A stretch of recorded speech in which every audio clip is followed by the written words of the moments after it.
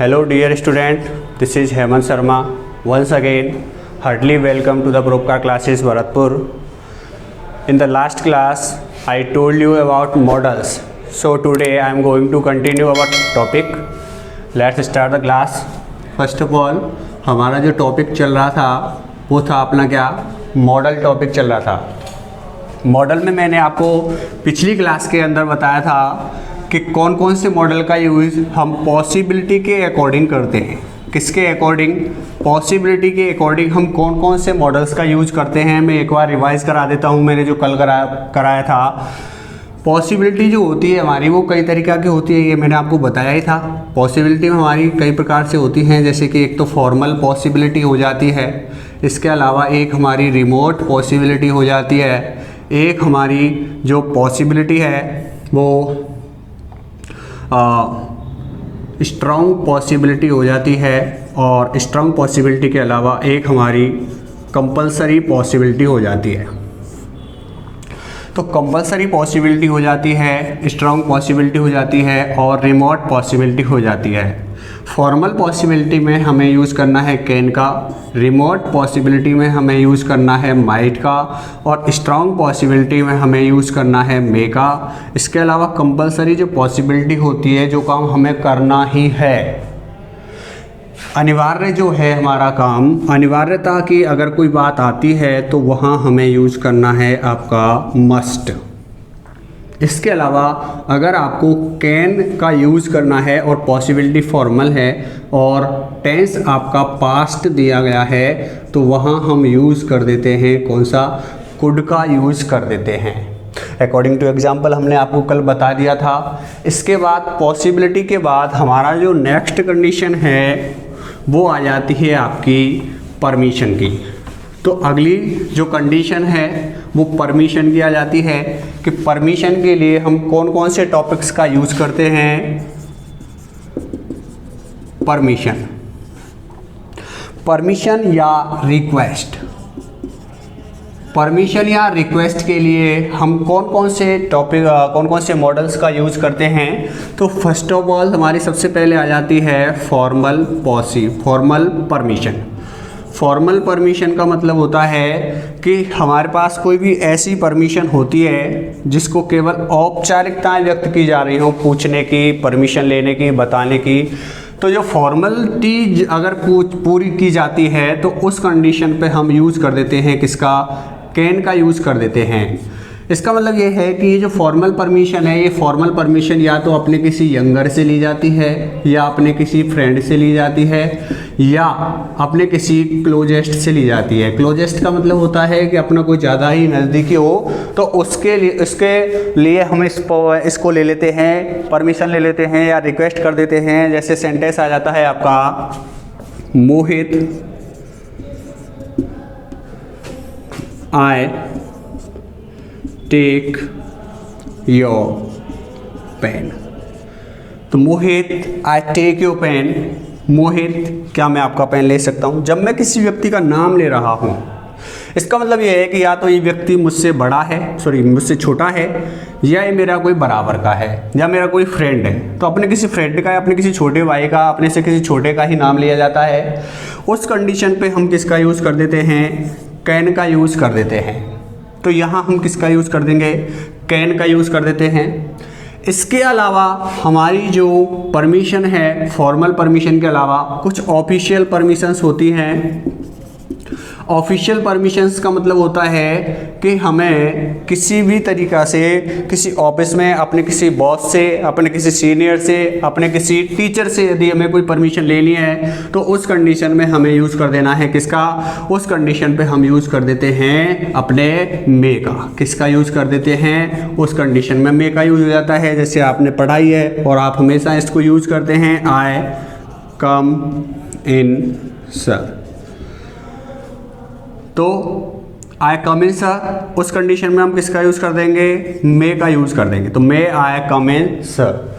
इसके अलावा अब हमें क्या करना है कि कुछ कंडीशंस हमारी बहुत ही ऐसी होती हैं, पोलाइट रिक्वेस्ट मान के चलिए। तो पोलाइट रिक्वेस्ट जो होती हैं उसके लिए हमें यूज़ करना है किसका, मे का यूज़ करना है, ऑफिशियल परमिशन ले ली है, मे का यूज़ करना है। इसके अलावा अगर मैं बात करता हूँ मोर पोलाइट रिक्वेस्ट की, किसकी, मोर पोलाइट रिक्वेस्ट।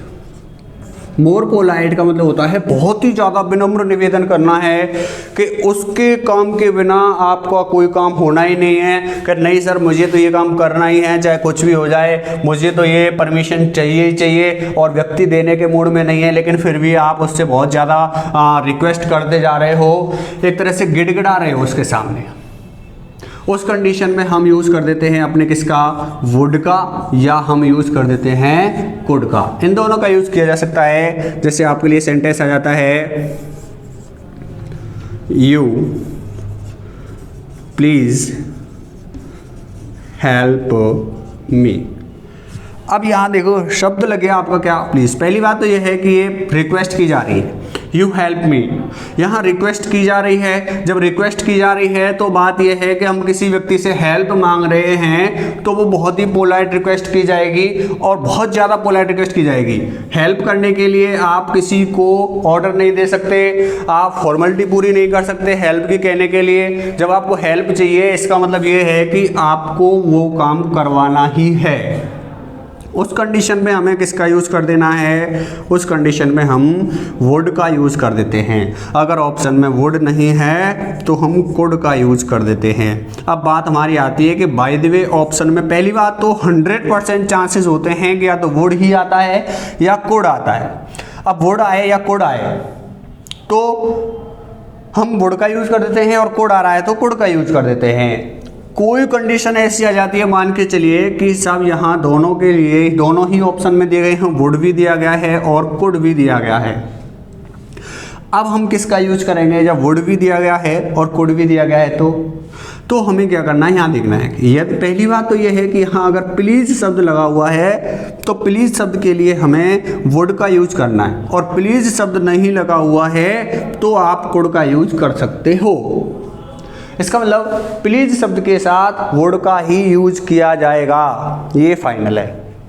और अगर प्लीज़ नहीं लगा हुआ है तो कोई दिक्कत नहीं है, आप किसी भी मॉडल का यूज़ कर सकते हो। इन दोनों में से कुड भी लगा दो और वुड भी लगा देते हैं। तो ये तो हो गया दोनों का कंपैरिजन। तो परमिशन के लिए, रिक्वेस्ट के लिए हम यूज़ कर देते हैं कौन कौन से मॉडल्स का यूज होता है, कैन का हो जाता है, कुड का हो जाता है, वुड का हो जाता है, और मे का हो जाता है।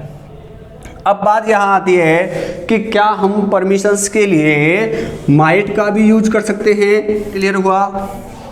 एक एग्जांपल और देख लेते हैं हम इसमें। जैसे सेंटेंस आ जाता है आपका, give me a pen, give me a pen. अब यहाँ ना तो ये पता चल रहा कि कौन व्यक्ति है, किससे कह रहा है, दोनों की औकात का पता नहीं है, किसकी औकात बड़ी है किसकी कम है, कौन बड़ा है कौन छोटा है, किसकी एज ज़्यादा है किसकी कम है, किसका प्रोफेशन ज़्यादा है बड़ा है, कोई पोस्ट में ज़्यादा बड़ा है कौन छोटा है, कोई इसमें नहीं दिया गया है। इसका मतलब ये है कि यहाँ अगर कोई बॉस होता, कोई बड़ा व्यक्ति होता, पोस्ट में बड़ा होता, तो उससे हमें या तो सर या मैम या बॉस कुछ ना कुछ कहना पड़ता। लेकिन जब हमने यहाँ कुछ किया, कहा ही नहीं किसी और से, डायरेक्ट बोल दिया क्या मैं तेरा पेन ले सकता हूँ, तो इसका मतलब ये है कि वो हमारे लेवल का है या हमसे कैसा है, छोटा है। तो हमारे लेवल का है, हमसे छोटा है, तो उस कंडीशन में हम किसका यूज़ कर देते हैं, उस कंडीशन में हम यूज़ कर देते हैं कैन का। किसका यूज़ कर देते हैं, कैन का यूज़ कर देते हैं। ऑप्शन में आपको कैन भी मिलेगा, मे भी मिलेगा, और इसके अलावा आपका कुड भी मिलेगा और वुड भी मिलेगा। अगर एक तरीका से देखा जाए तो कैन भी सही है, मे भी सही है, कुड भी सही है, वुड भी सही है। दूसरी कंडीशन जैसे अगर आ जाता है यहाँ का मे, give me a pen, sorry यहाँ पे यू और लिखा हुआ है, you give me a pen. तो अब यहाँ हमें यूज़ करना है किसका, कैन का। मे करते हैं may you give me a pen, may हो जाएगा। इसके अलावा could you give me a pen, बिल्कुल हो जाएगा। Would you give me a pen, बिल्कुल हो जाएगा। इसका मतलब ये है कि यहाँ आपके ये चारों ही ऑप्शन बिल्कुल सही बैठते हैं। लेकिन अब बात की जाए कंपैरिजन की, तो इन दोनों का यूज तो किया जाता है किसके लिए, मोर पोलाइट रिक्वेस्ट के लिए, जहां सेंटेंस के अंदर कहीं पर भी कोई भी सेंस नहीं पता चल रहा कि साहब ये मोर पोलाइट रिक्वेस्ट है क्या, नहीं पता चल रहा, छोड़ दो। इसके बाद बात आती है मे की। मे का यूज करते हैं हम किसी सीनियर के लिए, बॉस के लिए, मैडम के लिए, सर के लिए, या किसी अपने से बड़े के लिए मे का यूज करते हैं। लेकिन ये सेंटेंस में ऐसा कुछ दिखाई नहीं दे रहा है, इसका मतलब मे का यूज भी हमें नहीं करना। क्या बचा, कैन। तो अब यहाँ किसका यूज हो जाएगा, कैन का यूज यहाँ अब आपका बिल्कुल कैसा रहेगा, बिल्कुल करेक्ट रहेगा कैन का यूज। और इसके बाद हम चलते हैं अपने नेक्स्ट कॉन्सेप्ट पे, और नेक्स्ट कॉन्सेप्ट जो है हमारा परमिशन के अलावा, परमिशन के अलावा हमारे पास आ जाता है सजेशन और एडवाइज। अगर आपको सेंटेंस के अंतर्गत सजेशन या एडवाइस दिया गया है, या तो कोई सजेशन दिया गया हो, जैसे आपके लिए दिया गया है एडवाइस, या आपको सजेशन दिया गया है, तो हम कौन से मॉडल का यूज़ करते हैं। एडवाइस का मतलब होता है सलाह, सजेशन का मतलब होता है सुझाव। अगर किसी सेंटेंस में सलाह या सुझाव दिया गया हो तो किसका यूज़ करना है। देखो एडवाइस की एक स्पेलिंग ये भी होती है advice. What is the difference between in these two words. तो सबसे पहले हमें देखना है दोनों में अंतर क्या है। क्या अंतर है दोनों में अंतर है, ये तो है आपका क्या वर्ब, और ये है आपका क्या नाउन।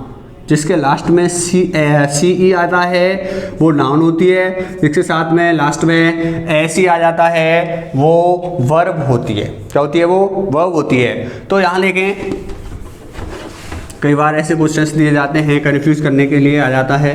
तो देखें हमारे पास एडवाइस और सजेशन दिया गया है। अगर कोई एडवाइस या सजेशन दिया गया हो तो हम कौन कौन से मॉडल का यूज़ करते हैं। तो पहला तो हमारा हो जाता है इसमें शुड का, और दूसरा यूज हो जाता है हमारा किसका, और टू का। ये दो मॉडल हैं जो एडवाइस और सजेशन के लिए यूज़ किए जाते हैं। जैसे सेंटेंस आ जाता है आपका यू ओबे your parents,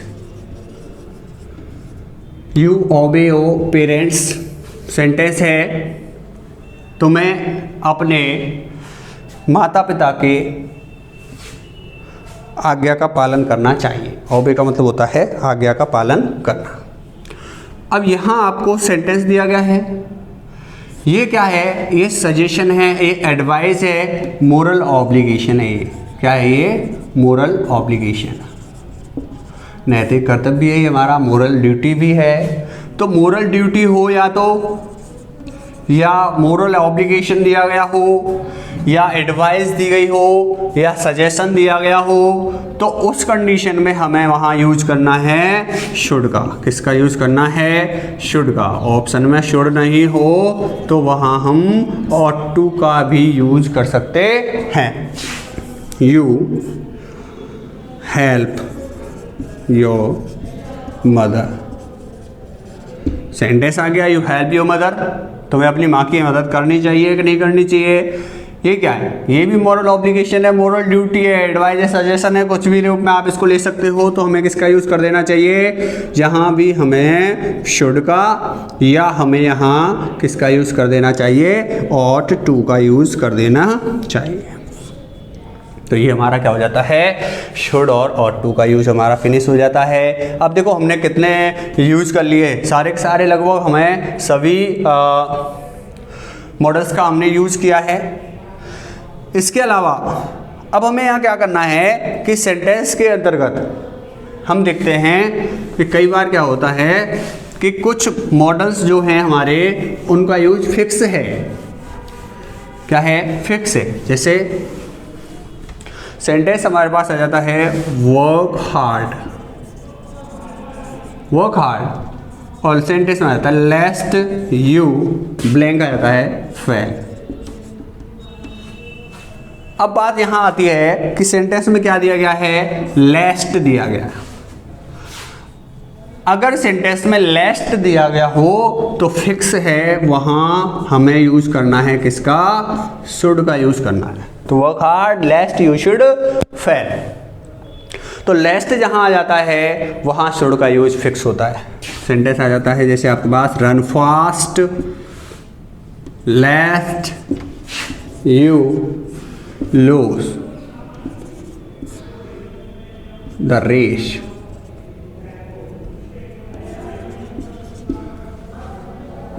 loose the race, हार जाओगे अगर आप तेज नहीं दौड़ोगे तो। लेस्ट हमारे पास दिया गया है, फिक्स है, किसका यूज हो जाएगा, शुड का। इसका मतलब अगर आपको लेस्ट दिया गया हो तो लेस्ट के साथ फिक्स है हमारा किसका यूज होगा, वहां यूज किया जाएगा शुड का। लेस्ट के साथ शुड का यूज हो जाता है। इसके अलावा नेक्स्ट देखते हैं, इनके अलावा हमारे पास अगर सेंटेंस में एबिलिटी का सेंस दिया गया है, पावर का दिया गया है, स्ट्रेंथ का दिया गया है, ability, power, strength, capacity, capability, ठीक है, एबिलिटी दिया गया है। तो अगर इनमें से कोई भी सेंस आपको सेंटेंस में दिया गया है तो वहां आपको यूज करना है फिक्स है कैन या कुड। अगर प्रेजेंट टेंस है तो आपको यूज कर देना है किसका, कैन का। और अगर पास्ट टेंस है तो आपको यूज कर देना है किसका, कुड का। अब बात हमारी आती है, एग्जांपल्स ले लेते हैं। जैसे सेंटेंस आ जाता है आपका he is very strong, he run fast. Sentence आ जाता है आपका ही इज वेरी स्ट्रॉन्ग, वह बहुत स्ट्रॉन्ग है। जब व्यक्ति स्ट्रॉन्ग है इसका मतलब उसमें पावर है, स्ट्रेंथ है। जब पावर स्ट्रेंथ सेंटेंस में दी गई हो तो इधर वाले सेंटेंस में आपको कैन या कुड यूज करना है। जब ये काम है तो इस काम के होने की संभावना कितनी है ये देखना चाहिए। तो ये देखना है हमें, पॉसिबिलिटी है किसी कार्य के होने की तो फॉर्मल पॉसिबिलिटी है, काम तो होना ही है। तो ये व्यक्ति कैसे, तेज तो दौड़ ही सकता है, इसलिए हमें किसका यूज़ कर देना है, यहाँ कैन का यूज़ कर देना। किसका यूज़ कर देना है, कैन का। सेंटेंस आ जाता है आपका when I was young, when I was young I left this box. अब सेंटेंस आ गया व्हेन आई वॉज यंग, जब मैं जवान था। सेंटेंस के अंदर टेंस कौन सा है, वही पावर आ गया, स्ट्रेंथ आ गया, पॉसिबिलिटी हमारी आई गई है। तो पॉसिबिलिटी के लिए, स्ट्रेंथ के लिए, पावर के लिए, कैपेसिटी, कैपेबिलिटी के लिए हमें यूज़ कर देना है किसका, कैन या कुड का। पास्ट टेंस है तो आपको यूज़ कर देना है, फिक्स है, किसका यूज हो जाएगा, कुड का यूज हो जाएगा। तो यहाँ हमने किसका यूज़ कर लिया, अब कुड का यूज़ कर दिया, तो यहाँ कुड हो गया। अब बात हमारी आ जाती है, जैसे सेंटेंस हम एक और इसमें ले लेते हैं। सेंटेंस आ जाता है आपका when I was 12 I drive a car. अब बताएं इसमें क्या आएगा, ऑप्शंस मैं आपको दे देता हूँ। इसके अंतर्गत हमारा कैन, कुड, कैन नॉट या कांट या कुड नॉट। अब देखें व्हेन आई वॉज 12, जब मैं 12 साल का था तो आई ड्राइव अ कार, तो मैं क्या कार चला सकता था। पहली बात तो पास्ट टेंस है, पास्ट टेंस है तो आपका एक तो कुड ऑप्शन होना चाहिए, एक कुड नॉट, ये दोनों खत्म। कैन तो आना ही सकता, आने ही नहीं सकता, तो इसलिए मतलब कैन, कैन नॉट दोनों के दोनों ही गए। अब बात ये है कि कार को ड्राइव करने का जो गवर्नमेंट का रूल है, हमारा जो ट्रैफिक रूल है, उस ट्रैफिक रूल के अकॉर्डिंग कोई भी व्यक्ति 18 साल से नीचे तक का ड्राइव नहीं कर सकता। चाहे 17 साल का है, चाहे 14 साल का है, चाहे 15 साल का है, कोई भी व्यक्ति 18 साल से नीचे तक का जिसके पास ड्राइविंग लाइसेंस नहीं है, ड्राइविंग लाइसेंस बनता है 18 साल से ऊपर का, तो 18 साल तक का जो कार चलाने के लिए और छोटों के लिए बन जाता है जैसे 16 साल का यार स्कूटी वगैरह चलाने के लिए। लेकिन जो ट्रैफिक रूल्स के अकॉर्डिंग कार चलाने की जो एज है, जो ड्राइविंग लाइसेंस बनता है वो 18 साल के बनता है, लेकिन ये 12 साल का है। और जब ये 12 साल का है तो कार चला ही नहीं सकता, चाहे भले खूब चलाता हो। 10 साल का बच्चा भले का चाहे कार चलाता हो, लेकिन हमें उस पर बिल्कुल भी नहीं जाना। हमें देखना है कि 18 साल का होना अनिवार्य है। तो उस कंडीशन में हमें यहाँ किसका यूज़ करना है, कुड नॉट का यूज़ करना है। अब बात यहाँ आती है कि अगर यहाँ आपको मस्ट नॉट दिया गया हो, मस्ट नॉट अगर दिया गया हो तो वो भी हम इसको लिख सकते हैं, लेकिन मस्ट नॉट के स्थान पे हैड टू, मस्ट नॉट के स्थान, मस्ट के स्थान पे हम यूज़ कर देते हैं किसका, हैड टू का। मस्ट के स्थान पे हम हैव टू का भी यूज़ कर सकते हैं, हैज़ टू का भी यूज़ कर सकते हैं। तो यहाँ हैड टू, तो इस कंडीशन में हमें यूज़ कर देना है किसका, इस कंडीशन में हम कुड नॉट का यूज़ करेंगे। मस्ट नॉट का भी यूज़ कर सकते हैं, लेकिन मस्ट नॉट के स्थान पे हम हैड टू का भी यूज़ कर सकते थे।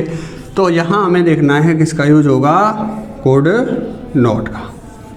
फॉर्मूले कुछ हुआ ही नहीं है काम, और नहीं हुआ तो कुड नॉट का यूज ही करना है। तो यहाँ आ जाएगा आपका क्या, कुड नॉट आ जाता है। अब इसके बाद नेक्स्ट हमारा चलेगा इसमें कॉन्सेप्ट,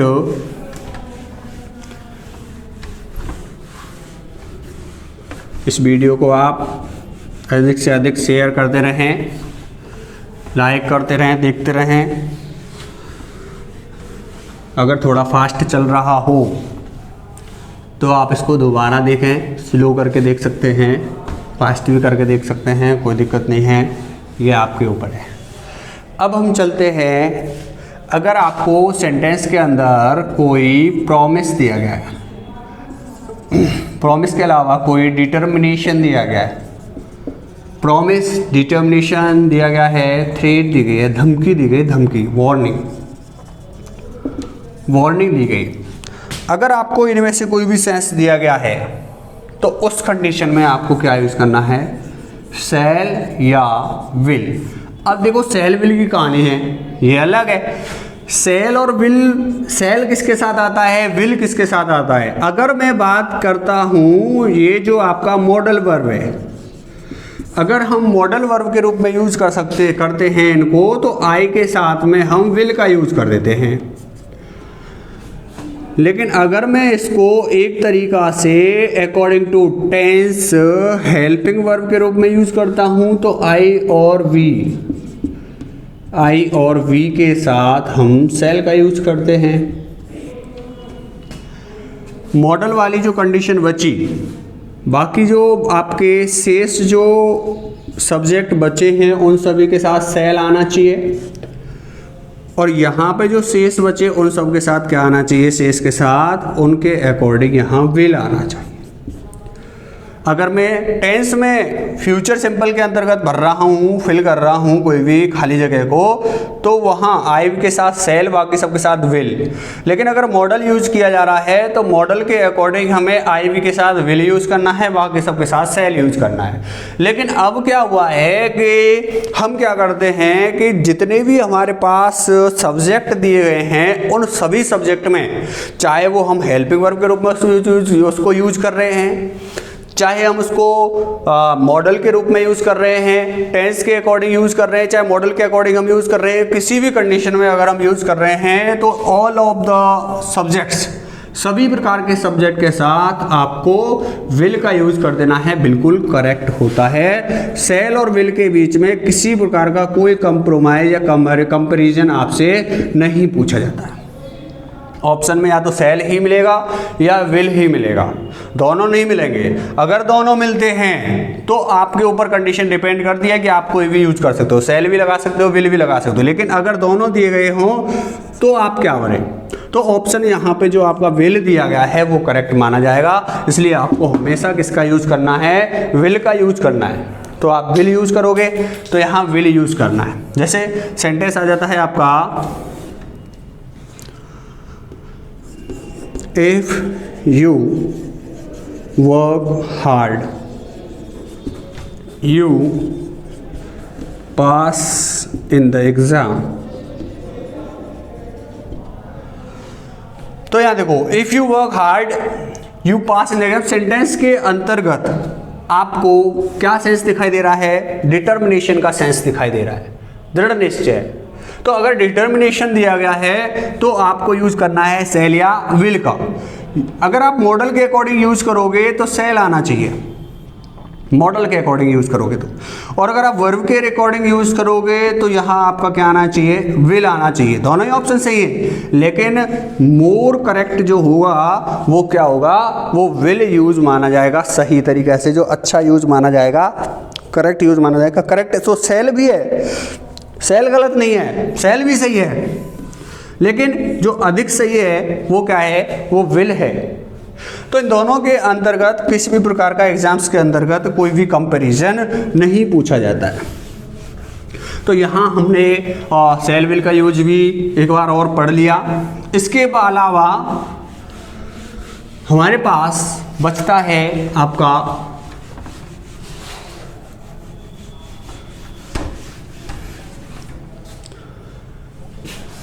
एक सेंटेंस होते हैं जिनको हम कंडीशनल सेंटेंस कहते हैं। क्या कहते हैं? कंडीशनल सेंटेंस कहते हैं। कंडीशनल सेंटेंस किसे कहते हैं? अगर मैं बात करता हूँ हिंदी की, तो कंडीशन का मतलब होता है शर्त, और कंडीशनल का मतलब होता है शर्त वाले वाक्य।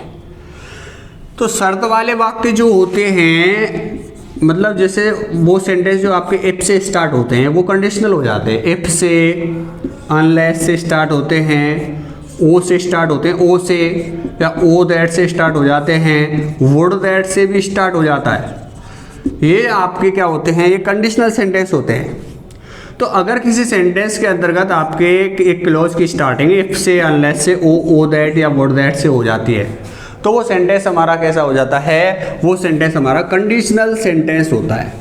और अगर आपको सेंटेंस के अंतर्गत मॉडल भरने हैं तो आपको इफ वाला कॉन्सेप्ट क्लियर करके रखना है कि अगर आपके सेंटेंस के अंतर्गत कोई भी इफ आया है तो वो सेंटेंस आपका कंडीशनल होगा। कंडीशनल सेंटेंस के दो भाग होते हैं। कितने भाग होते हैं? कंडीशनल सेंटेंस के दो भाग होते हैं। एक भाग जिसके अंतर्गत आपका इफ वाला भाग, तो इफ क्लॉज कहते हैं इसको, इफ क्लॉज। इफ क्लॉज को ही हम कंडीशनल क्लॉज बोल सकते हैं, कंडीशनल क्लॉज। इसका मतलब कंडीशनल क्लॉज बोल सकते हैं। एक हमारा जो बचता है दूसरे वाले को, वो रिजल्ट होता है, तो उसको हम कहते हैं रिजल्टेटिव क्लॉज, रिजल्टेटिव क्लॉज बोलते हैं। इसका मतलब कंडीशनल सेंटेंस के कितने भाग होते हैं? दो। इसमें दो क्लॉजेज होते हैं। एक क्लॉज के अंतर्गत तो आपको शर्त दी गई होती है, और दूसरे क्लॉज के अंतर्गत आपको बताया जाता है कि यदि ये काम होता है तो आगे का दूसरा काम क्या होगा। तो आपको सेंटेंस के अंतर्गत दो क्लॉजेस दिए गए होते हैं, कंडीशनल क्लॉज और रिजल्टेटिव क्लॉज। जिस क्लॉज के जिस पार्ट के अंतर्गत इफ होता है वो इफ क्लॉज या कंडीशनल क्लॉज होता है, और दूसरा वाला जो भाग होता है वो रिजल्टेटिव क्लॉज होता है। अगर सेंटेंस के अंतर्गत आपको ये कंडीशन दी गई है, देखें, अगर आपको प्रेजेंट टेंस दिया गया है, प्रेजेंट इंडेफिनिट, प्रेजेंट इंडेफिनिट में आपको वर्ब की फर्स्ट फॉर्म या उसमें एस या ई एस दिया गया है। अगर आपका कंडीशनल क्लॉज वर्ब की सेकंड फॉर्म में दिया गया है, या डिड प्लस वर्ब फर्स्ट में दिया गया है, मतलब पास्ट सिंपल में दिया गया है, पास्ट इंडेफिनिट में दिया गया है, या पास्ट परफेक्ट में दिया गया है, हेड प्लस वी थर्ड दिया गया है, इसका मतलब आपका कंडीशनल सेंटेंस केवल इन तीन ही कंडीशंस में मिलेगा, या तो प्रेजेंट इंडेफिनिट में, या पास्ट इंडेफिनिट में, या पास्ट परफेक्ट में। इनके अलावा आपका जो कंडीशनल सेंटेंस है वो कंडीशनल सेंटेंस आपको नहीं मिलेगा, कंडीशनल सेंटेंस का कंडीशनल क्लॉज। तो जो रिजल्टेटिव क्लॉज होगा उसका स्ट्रक्चर किस प्रकार से होगा कि यदि आपका इफ वाला क्लॉज प्रेजेंट इंडेफिनिट में है तो जो आपका रिजल्टेटिव क्लॉज है वो आपका बनेगा किसमें? सेल या विल। तो सेल या विल प्लस मेन वर्ब की फर्स्ट फॉर्म लगती है सेल विल के साथ में। अगर वर्ब की सेकंड फॉर्म आती है तो आपको यूज कर देना है वुड प्लस बी फर्स्ट, और अगर आपको हेड प्लस वी थर्ड दिया गया है तो आपको would have plus V third का यूज कर देते हैं। ये सीक्वेंस होता है। इसका मतलब आपको फिक्स है, कंडीशन अगर ये आती है तो सेल विल आएगा, वुड आएगा, वुड है प्लस वी थर्ड आएगा। जैसे देखें आपका सेंटेंस आ जाता है if I were a bird, I fly in the sky। ये आपका सेंटेंस आ जाता है आपका इफ ही प्लेज वेल,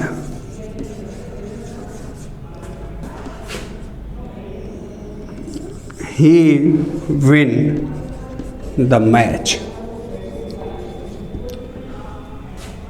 एक सेंटेंस और लिख देता हूं मैं, if he had invited me, I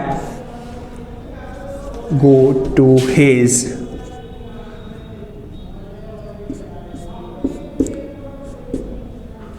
birthday party.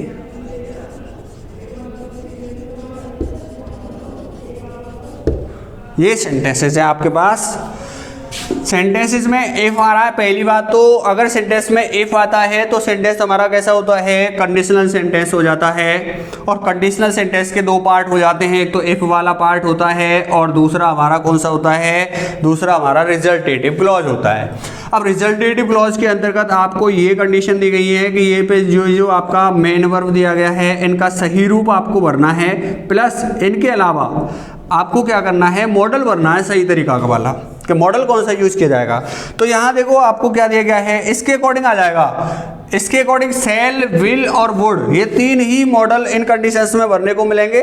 तो यहाँ देखिए आपको वर दिया गया है, अगर आपको वर दिया गया हो इसका मतलब ये वाला कंडीशन है, ये वाली कंडीशन है, वर भी दिया गया हो तो अगर ये वाली कंडीशन है तो आपको वुड प्लस बी फर्स्ट आ जाता है। इसका मतलब हमें यहाँ कौन सा मॉडल यूज करना है, would plus V first use कर देना है।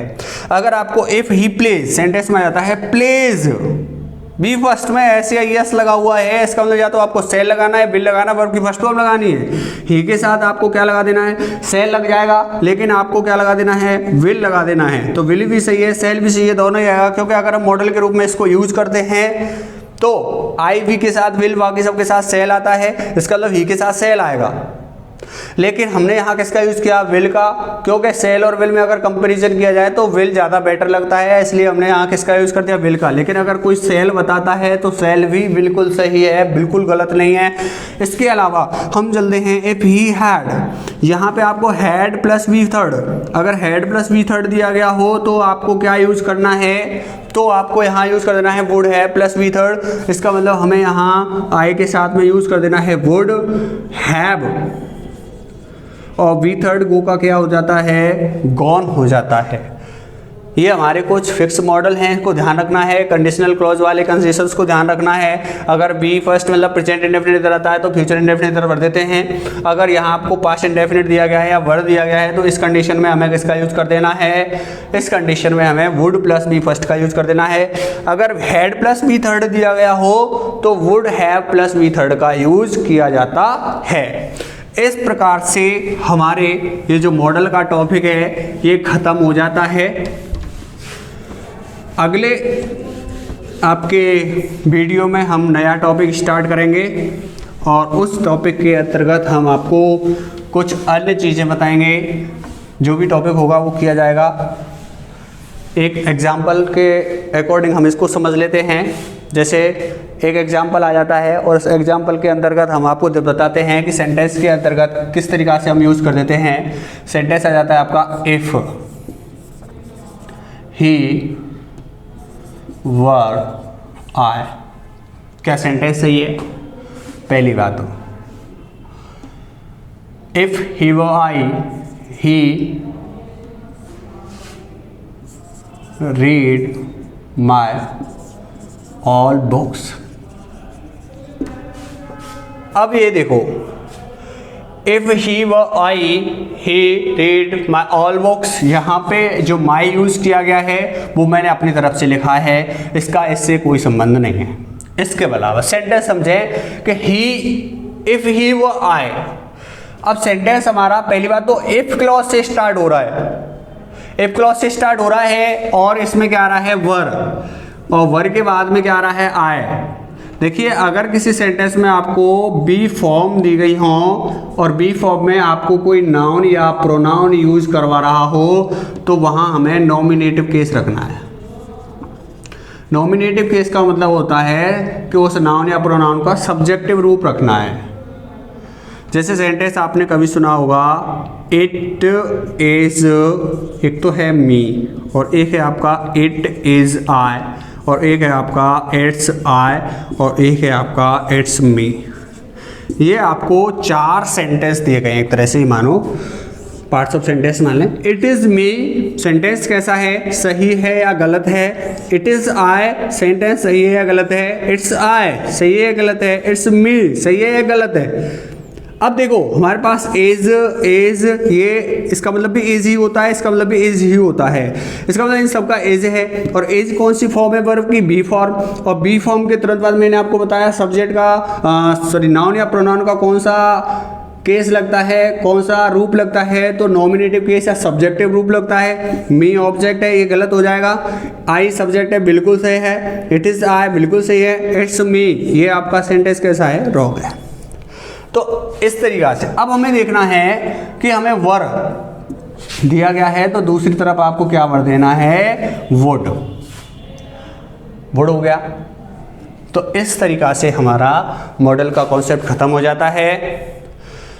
अगर आपको वीडियो अच्छी लगी हो तो इसको लाइक करें, कमेंट करें, शेयर करें। और इसी तरीका से हम आपका पूरा इंग्लिश का ग्रामर का प्लस रीड का पूरा सिलेबस हम आपको करवाएंगे।